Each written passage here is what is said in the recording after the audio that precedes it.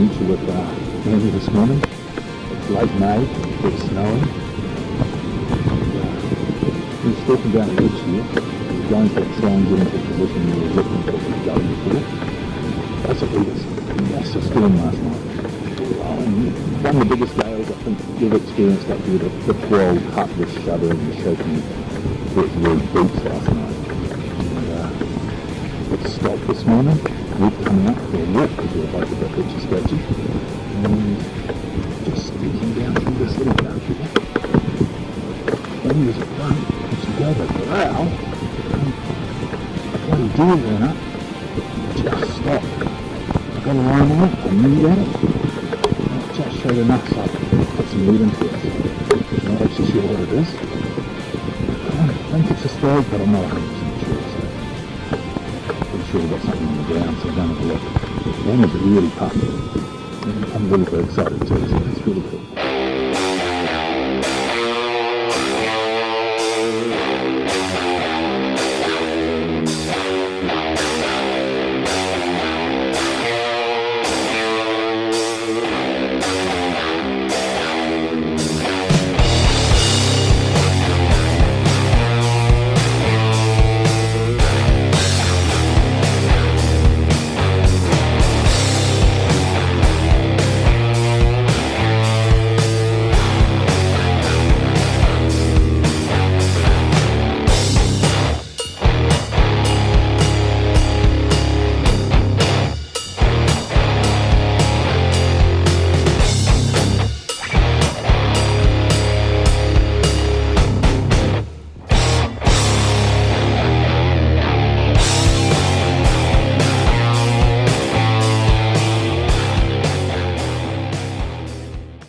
We've got a perfect little pending striker, so it's really good start to the game. It's probably just beautiful along the ridge line here out of the game. Looks like trout, we've got a trout, and yeah, should happen.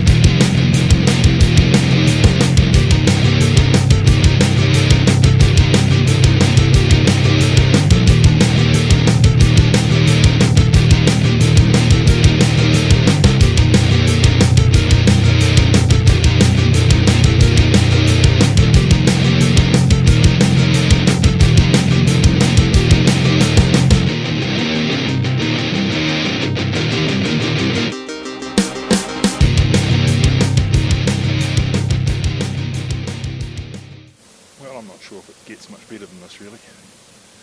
Up here with my big dog doing some cool bush stalking. There's snow over on the main Kawika range and the Manson tops. A little bit chilly for May, but I don't think there's any other place I'd rather be today.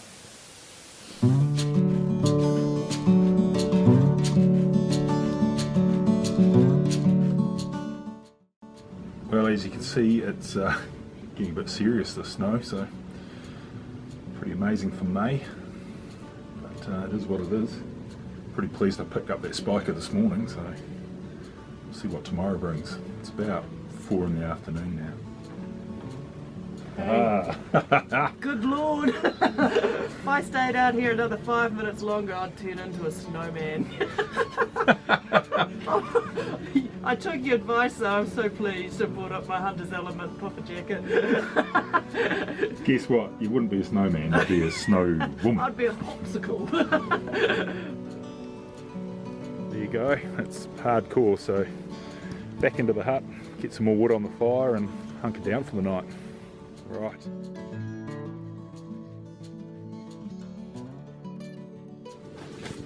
Well, it stopped snowing, the sun's out, and no, we're not going hunting, but we'll see what it looks like in the morning, and hopefully there's a window of opportunity before it sets in again tomorrow afternoon, so that's the plan.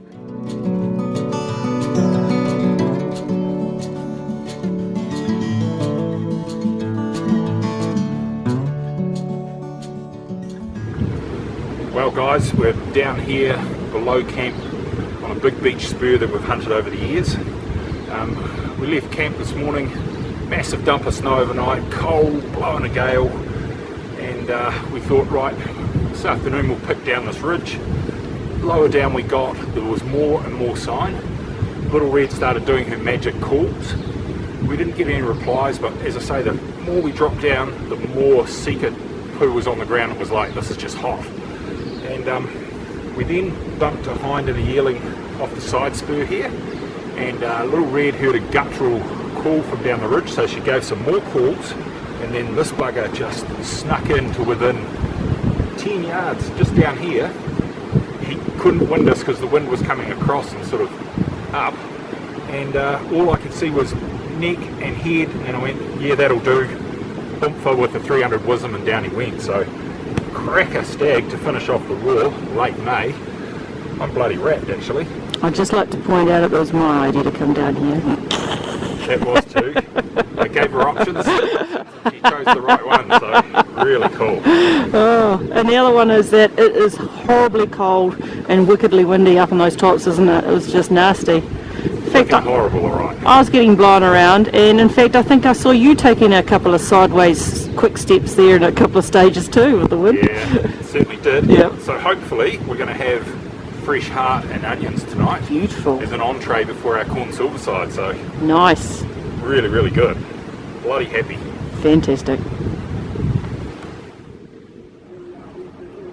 Well, it's Friday morning, guys, and it's again been a massive gale all night, rain, hail, and now it's kind of 9 o'clock-ish. We've had breakfast, we're cleaning up, and bloody hell, it's snowing again. So we get these hind legs boned out, and we're going to try and scarper back down the hill, because we kind of don't want the road to close, because we want to go home.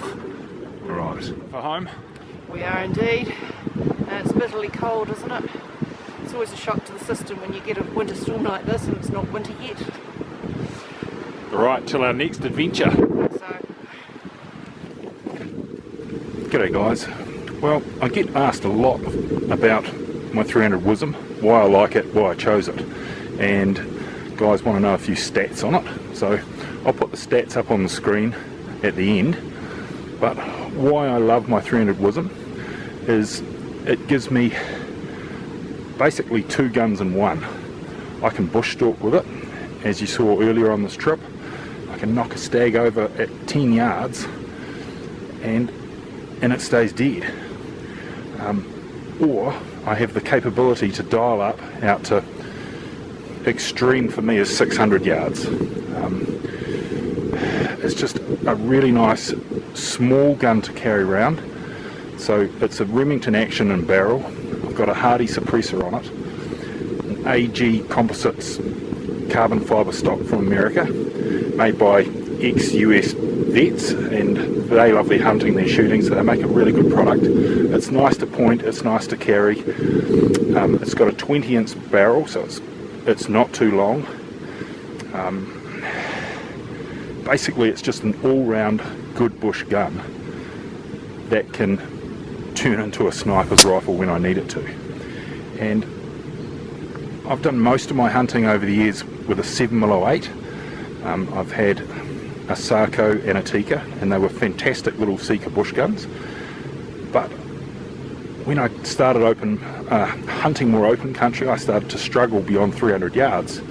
So I wanted something that could do a wee bit more, and the scope on this had to be able to achieve that. So the Swarovski scope is a 44 glass, and it is fantastic for in the bush, so you can see the whole deer when it's coming up. It's 3.5 by 18, so it allows me to then be able to to wind up on those big longer range shots, which is just unbelievably good. So I would never change that style of scope for the type of hunting I'm doing. So fantastic in the bush, but allows me to shoot out to longer range. So basically I'm not having to have two rifles like I used to. I used to have an STW with a big Leupold 50 on it, and that was cool, but it was as heavy as a bloody car axle. It was a bastard to carry around, to be fair. Did the job, but if I wanted to step in the bush, it was useless. Where this can do a bit of everything. So some will say, hey, a 300 Wism's overkill for little Sika. Nah, I don't think so. I want to put the buggers down. I don't want to be chasing them around in the bush for hundreds of yards and then going, oh shit, I can't find it. Yes, I have a dog that's learning to do that, but that's not the point. I want them dead and dead quickly, so it's got plenty of grunt. Obviously I've been doing a bit of guiding this year, so put it this way, that rifle this season, including stags I've shot myself, it's probably over 25 stags now this season, and I don't believe I've lost any. So it's got that hitting power to whack them and put them on the deck, which is what you want. With the Hardy suppressor, there's no kick.